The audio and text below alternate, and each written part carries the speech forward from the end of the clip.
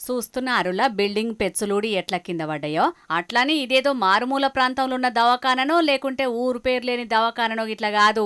గాంధీ ఉస్మానియా తర్వాత అంతటి పేరు అయిన ఎంజీఎం దవాఖానా. ఉత్తర తెలంగాణలోనే పెద్ద సర్కార్ దవాఖానిది.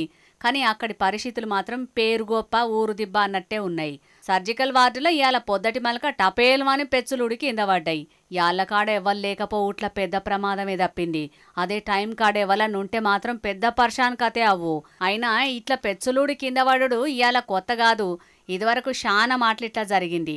అధికారులు పట్టించుకోకపోవట్లనే ప్రతి వానాకాలంలో ఇట్లనే పెచ్చులుడి కింద పడి కొంతమందికి గాయాలు కూడా అవుతున్నాయట.